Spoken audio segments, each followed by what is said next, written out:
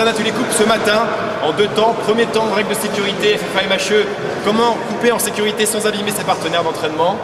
Deuxième temps, qu'est-ce qu'on va tirer de la coupe? Quelle est l'utilité pour l'apprentissage martial? Qu'est-ce qu'on peut en tirer pour les assauts? D'accord? Donc premier temps présenté par Didier ici. Et ensuite ce sera moi, Gilles et Rémi qui allons présenter l'application de la coupe dans l'assaut. J'utilise pas mal les tests de taille et de coupe pour voir un petit peu les propriétés des armes, des cibles, améliorer son mouvement. C'est une activité auquel on a beaucoup recours et qui utilise des armes tranchantes, donc qui est dangereuse potentiellement. Il est apparu nécessaire à la fédération de prévoir un protocole pour mettre en place des mesures de sécurité de manière à ce qu'on évite les accidents qui pourraient arriver si par exemple la lame part, l'éclat de cible part, ou on se déplace, on fait n'importe quoi avec sa lame, on blesse quelqu'un. Donc on a implémenté là dans cet atelier une ère comme on aimerait voir si vous respectez proprement et scrupuleusement les recommandations de la fédération. Donc on a défini, on a matérialisé sur le terrain exactement les zones que vous pourrez voir sur le document, juste derrière vous, par rapport à la cible. On a défini donc une zone derrière sur laquelle les personnes n'ont pas le droit d'aller parce que c'est la zone dangereuse en cas de coupe. Merci DTE.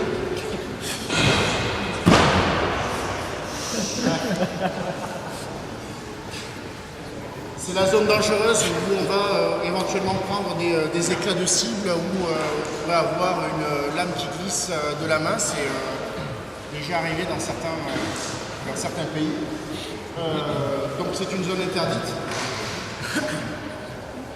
Ici, on va avoir la zone réservée pour la personne qui va faire l'exercice de coupe. Donc elle est interdite d'accès à toutes les personnes qui ne participent pas à l'atelier de vos exercices et dans le cadre de cet atelier. Derrière se trouvent les pratiquants qui participent à l'atelier mais qui n'auront pas les armes, qui récupéreront les armes pour les nettoyer, tout préparer. Et dans un coin là-bas, on a ce qu'on appelle la zone de préparation. C'est là que l'on qu'on pose à plat les armes tranchantes, qu'on vérifie si elles sont en bon état, si les poignées tiennent bien, qu'on nettoie les lames après avoir fait la coupe, parce que là on va se trouver avec de l'argile humide qui fait pas très bon ménage avec les lames, donc on nettoie dès que possible. Et le public se trouve typiquement là exactement où vous êtes, juste là derrière la ligne blanche, qui correspond à peu près aux mesures qui sont dans le schéma là. Il y a éventuellement aussi les gradins si vous voulez voir, les résultats de l'atelier. En revanche, la zone qui se trouve juste en face de la cible, donc à l'opposé de nous, est interdite pour le public. Donc au niveau de la préparation des personnes, les cheveux longs, il n'y en a pas, sinon il est recommandé de les avoir attachés. On évite de porter des bijoux, des choses qui peuvent s'accrocher dans la garde, dans les éléments de l'arme. On doit se munir de gants. Donc là, je vois que vous, par exemple, vous n'avez pas de gants. C'était pour l'exemple. Voilà. Pourquoi des gants? Parce que avec le stress, parce que c'est un petit peu stressant d'utiliser une lame tranchante, surtout la première fois, on a tendance à avoir les mains moites, à transpirer. Et il peut arriver que la lame, si c'est une poignée qui est en cuir, qui réagit un peu mal à la transpiration, ça glisse et on peut se trouver avec une lame projetée vers l'avant. D'où la raison d'avoir personne devant. Donc c'est pour ça que des gants sont souhaitables. Il est aussi souhaitable d'utiliser un masque ou des lunettes de protection. Parce qu'on a déjà eu des cas où il y a eu des projections de cibles au moment de la coupe. Donc on peut blesser les yeux. Donc bon, tout le monde n'a pas forcément des lunettes de protection chez lui. Peut-être utiliser un masque d'escrime de pratique standard, c'est suffisant. Donc là, pas de lunettes. Voilà. Après, limiter les circulations des personnes, parce que plus il y a des gens qui circulent autour des personnes armées, plus c'est un risque de se prendre un coup de pointe qui passait par là, parce que la lame tourner vers le bas, il suffit qu'on avance et on se la prend dans la jambe, ça peut arriver. Donc là, c'est pour ça qu'on a des espaces assez larges entre les personnes qui pratiquent la taille et les spectateurs. Voilà. Ensuite, on verra au moment du déroulement du protocole les règles à respecter, comme s'il y a une personne qui coupe, il n'y a que cette personne dans la zone de coupe. Personne ne rentre dans la zone de coupe s'il est armé et qu'il est dans son exercice. La cible tombe, il se débrouille pour remonter sa cible ou alors il sort de la zone et il repose son arme. Personne ne rentre tant qu'il est avec l'épée, qu'il est la pointe armée, etc. Il faut attendre que la personne ressorte avec la pointe dirigée vers le bas et pas en faisant le fanfaron avec une pointe en l'air. Bon, je pense que je vais m'arrêter là pour que vous commenciez les choses intéressantes. Donc maintenant, qu'est-ce qu'on peut tirer des coupes? À quoi ça nous sert concrètement dans les AMHE? Donc en fait, c'est un retour d'expérience de coupe. Gilles, Rémi et moi avons fait de la coupe cet été, l'été dernier. Et puis on s'est dit que ça pouvait le coup de partager ce qu'on avait ressenti et vu. Donc Rémi, lui, va présenter de la coupe avec de l'épée longue. Quant à Gilles, il devait le faire avec une épée à une main. Là, c'est un messeur, mais peu importe, c'est avec une arme à une main. C'est plus léger. Donc en fait, on s'est rendu compte au terme de la journée de pratique, c'était sur un bloc d'argile d'une vingtaine de kilos, on s'est rendu compte que pour couper, quand on voulait vraiment couper le bloc dans son intégralité, on perdait du temps, c'est-à-dire c'était long, il fallait engager de la force, et entre les coupes c'était difficile d'enchaîner. Il y avait vraiment un temps de 1 à 2 secondes entre une coupe et une autre. Et donc on s'est dit que ça jurait, ça tranchait avec ce qu'on voyait dans les assauts où en général les gens, surtout avec ce genre de simulateur léger, ont une capacité à frapper, changer de cible très rapidement, se commettre, changer d'avis au milieu de leur mouvement, etc. Ce qu'on peut vraiment résolument pas faire avec des armes d'un certain poids. Donc, d'un côté, on a un travail de vitesse ici, avec ce genre de simulateur, avec les poignets, et en général en apnée, le grand défaut des gens qui font du sparring. Et en face, pour la coupe, on doit avoir des gens qui respirent, qui lient la respiration à la coupe, qui travaillent avec les hanches plutôt qu'avec les poignets, et qui donc ont un certain temps. Il y a une inertie de l'arme, une inertie qui fait qu'ils ne peuvent pas aller aussi vite qu'ils le souhaiteraient. En fait, pour que vous compreniez bien l'idée, avec ça, je peux avoir un temps qui est calqué sur mes poignets, donc très rapide. Avec ça, on va avoir des temps qui vont être calqués sur les hanches, donc plus lents. Donc il y a vraiment un tempo qui va être très différent avec une arme en acier affûté et avec une arme en nylon. Et le but, vu qu'a priori on fait des AMHE, c'est plutôt de se calquer sur ce genre de tempérament, de comportement, que sur ceux induits par une épée en nylon. Donc là, on va trancher un bloc de 80 ou 100 kg, je ne me souviens plus, d'argile. Alors, ce qu'on n'a pas vocation à vous présenter aujourd'hui, c'est pas quelque chose d'historique. Alors certes, il y a une source cosaque qui parle de couper de l'argile sur un buste, mais nous, on ne prétend pas que ça soit historique ou quoi que ce soit, c'est juste un test pour nous moderne. Deuxième chose, on ne prétend pas faire des coupes parfaites. Rémi s'est entraîné laborieusement pendant 3 mois cet été, toutes les semaines. Pour autant, on ne prétend pas avoir le niveau de quelqu'un qui fait du Iaido depuis 10 ou 15 ans. Donc c'est vraiment très humble. On vous montre juste ce que nous, on arrive à faire aujourd'hui. Donc le but, c'est que les résultats qu'on va vous présenter à la coupe, vous puissiez les avoir en tête et essayer de les implémenter dans vos assauts au quotidien. Une petite précision aussi sur la taille du mannequin, 80 kg, 100 kg, ça ne se trouve pas de la même façon que lorsqu'on va couper un bloc de 10 ou 20 kg ou une bouteille d'eau. C'est vraiment très différent. Travailler avec des petites cibles à couper, ça donne vraiment une fausse sensation de réussite de coupe. Couper quelque chose de beaucoup plus gros, sérieusement, je ne suis pas une garantie du tout d'y arriver. Et ça donne vraiment un engagement très différent. C'est un exercice qui est très intéressant, on va juste le faire. Ceci, pardon, je croyais que tu avais terminé. Ceci dit, à l'inverse, démarrer par la bouteille d'eau ou la petite cible. Okay, parce que ça, sans habitude de coupe, ça peut être des problèmes au niveau du poignet, la lame qui brille, potentiellement dangereux parce que vous êtes avec une arme tranchante. C'est pas pour autant qu'il faut changer les étapes progressives. Mais le but, c'est d'essayer ça à un moment donné. Quand vous vous sentirez à l'aise, en mettant petit à petit les étapes, le but, c'est ça, pour voir des sensations beaucoup plus réelles, et proches du mouvement de l'arme face à un vrai adversaire. Pour vous rassurer, parce que j'imagine que tout le monde a envie de couper ce truc, donc là aujourd'hui ce sera une simple démo, mais demain on mettra en place un atelier où tout le monde avec son arme pourra venir travailler sur ce simulateur-là. Donc vous aurez vous-même votre propre expérience. Donc je vais énumérer plusieurs points qui me paraissent très importants pour la coupe. Le premier, c'est la nécessité de gainer. Gainer, ça veut dire contracter, recruter les abdominaux. En général, dans les assauts, on voit beaucoup de gens qui ont tendance à se pencher vers l'avant, à être comme embarqués par leur épée et puis avoir ce genre de posture à l'épée longue. Donc ça, c'est vraiment rédhibitoire. Avec une épée longue, avec un poids d'1,8 kg, là l'épée de Rémi, elle fait 1,8 kg. Si vous gainez pas, vous êtes embarqué par l'épée, vraiment avec un vrai déséquilibre.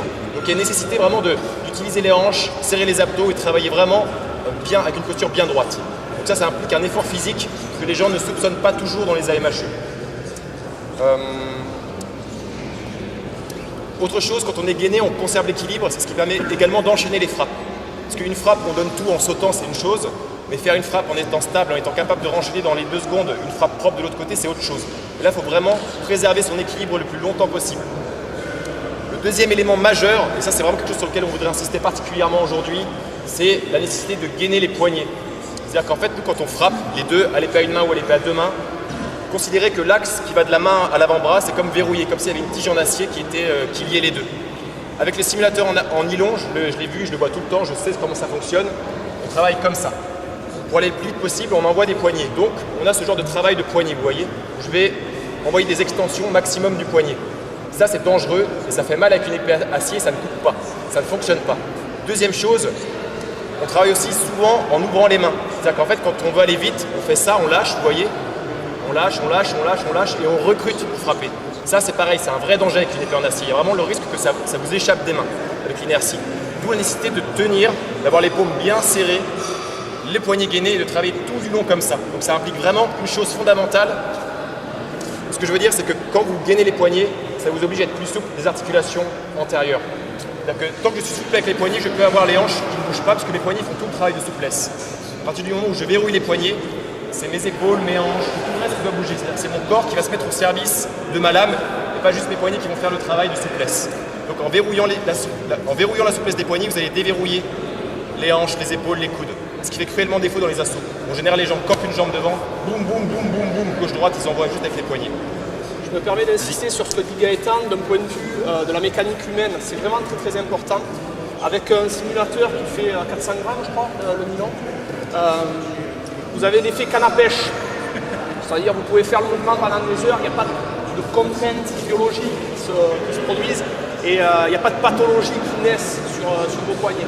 Par contre, dès que l'arme dépasse le kilo, le mouvement de fouetter peut potentiellement donner des grosses pathologies sur les poignets, inflammer les tendons et dégrader les cartilages. Alors les tendons, avec une période de repos, ça se remet bien. C'est pénible parce qu'on arrête sa pratique, mais par contre les cartilages, une fois qu'ils sont dégradés, généralement c'est fini. Vous gardez ce genre de petits craquements que vous devez sentir parfois dans le cou, dans les hanches. Ça, c'est les cartilages qui ont commencé à dégrader. Le but de notre pratique, c'est d'essayer de la faire longtemps. C'est pas de la faire, je pense, juste un an ou deux. Donc, ça, c'est vraiment un geste qu'il faut avoir, sur lequel il faut être attentif durant toute sa pratique. Pas uniquement d'ailleurs sur la coupe, y compris dans l'emploi des armes non affûtées, ou même plus légères finalement. Alors, l'autre point majeur que je voulais soulever, c'est les histoires de poids, donc je rebondis là-dessus. Donc là, on a 1,8 kg versus peut-être 800 grammes, je ne sais pas combien ça pèse une épée en nylon. 400 grammes. Donc il y a vraiment un écart d'1 kilo quasiment, plus. En fait, ce que vous devez comprendre, c'est qu'avec 400 grammes, j'ai la possibilité de changer en cours de route d'avis. C'est ça le gros défaut de nos assos, c'est qu'on ne se commet pas, parce que le simulateur nous permet de faire une sorte de rétroaction, mettre les rétrofusées en marche. Donc je peux faire une erreur, mince, j'ai fait une erreur et j'ai la capacité physique de changer d'avis au milieu du chemin. Et ça ne marche pas. Au milieu du guet, avec une épée en acier, c'est pas possible de changer d'avis. Et le problème, c'est que je pense que dans nos assos, ce qui fait qu'il y a si peu de choses qui marchent, c'est qu'on ne veut pas se commettre. On frappe, on veut changer d'avis, on veut être sûr de ne pas perdre. Donc jusqu'au dernier moment, on ne va pas envoyer le geste pour être sûr d'avoir la capacité de changer d'avis. Le problème, c'est qu'en ayant comme ça des assauts indécis, le problème, c'est que du coup, on ne fait pas vraiment des arts martiaux. On reste dans du je ne m'engage pas, j'y vais pas, je touche, je ne suis pas sûr. Donc ça crée vraiment des défauts. Et si les assos sont si moches, en général, c'est qu'il y a de ça derrière. Il y a ce problème de je ne vais pas me commettre parce que je ne veux pas perdre. Et encore une fois, sur les coupes qu'on fait au nylon, ils sont calques du mouvement qu'on fait avec des simulateurs légers sur une arme réelle. On ne peut pas blesser sérieusement notre adversaire. Ça fait vraiment une entaille.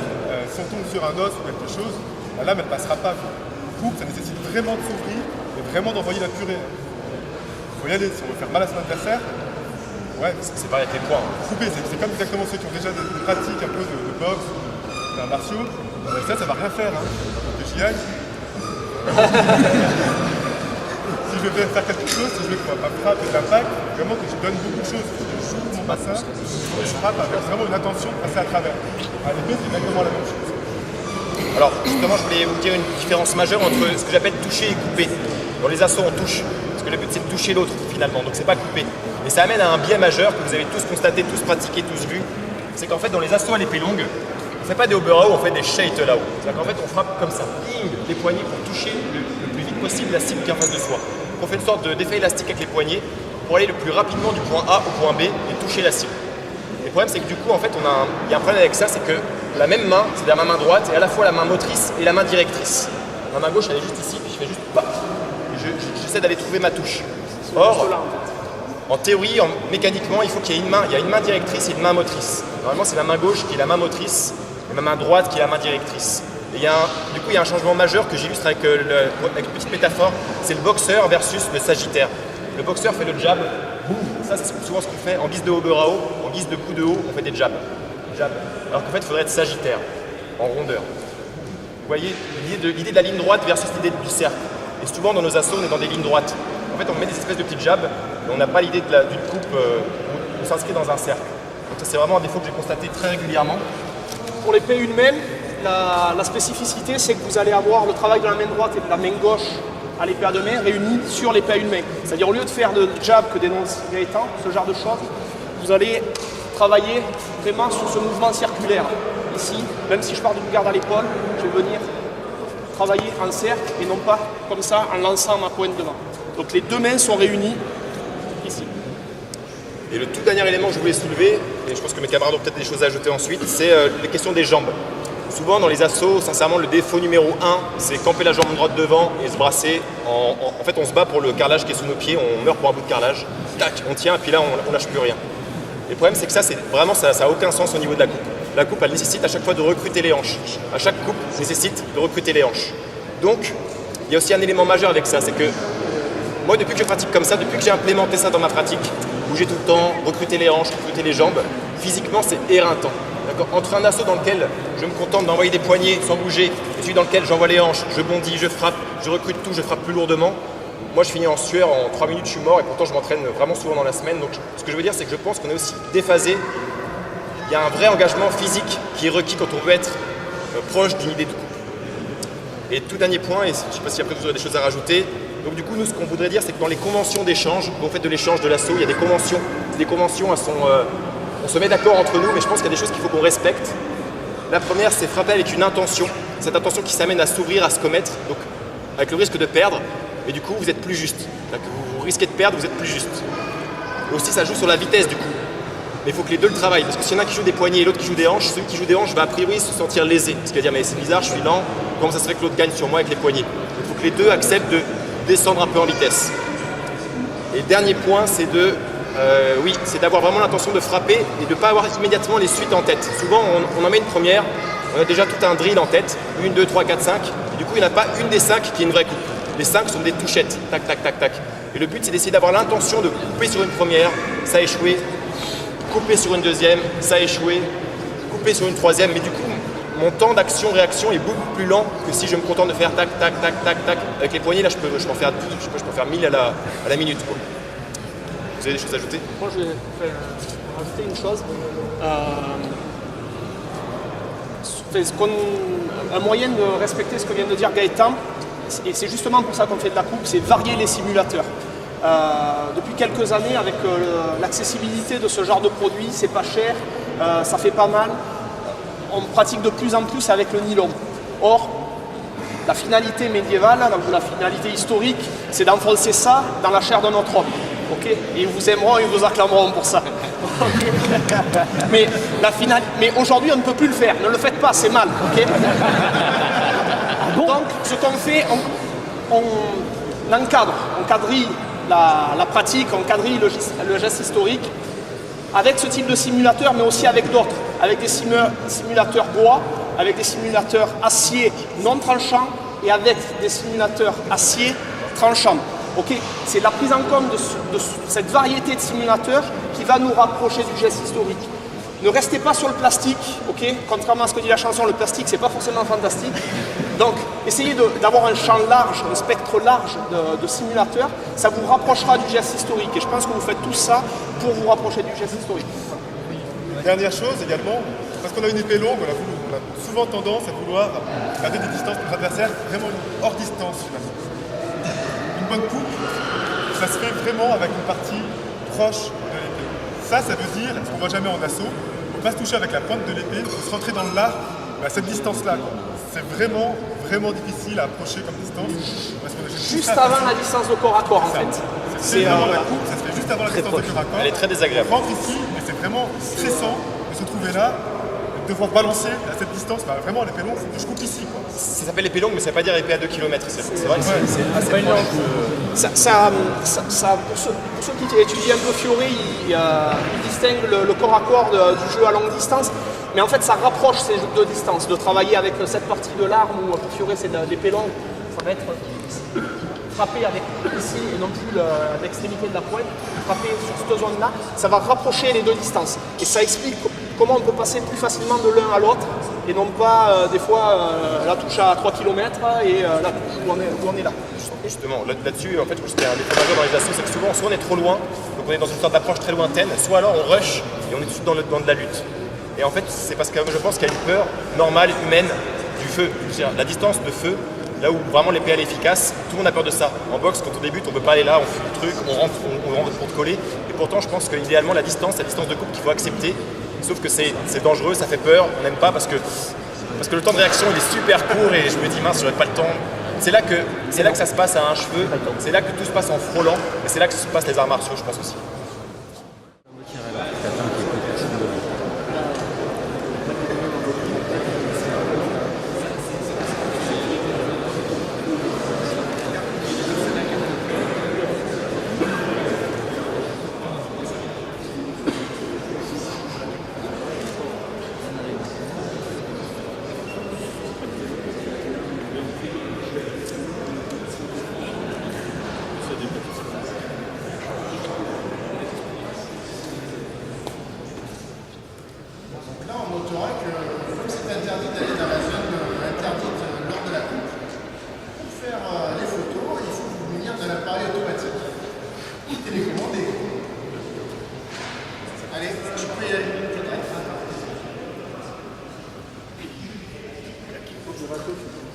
C'est les inconvénients du direct.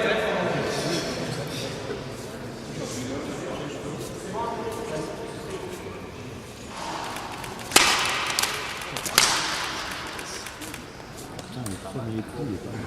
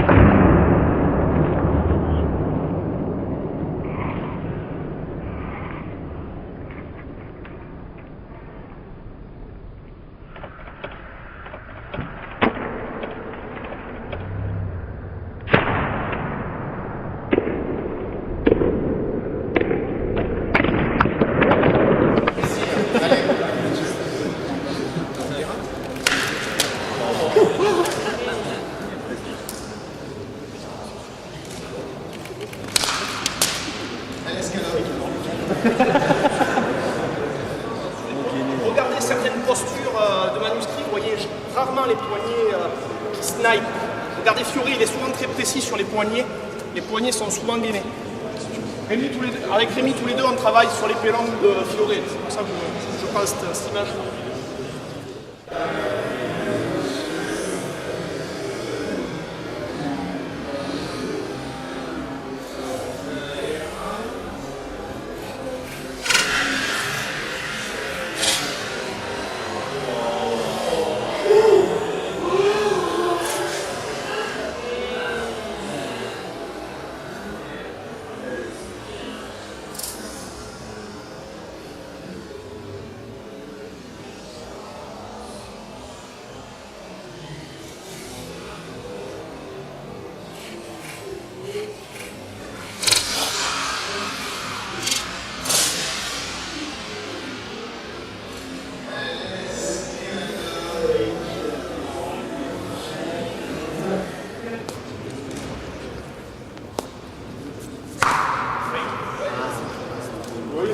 À fond.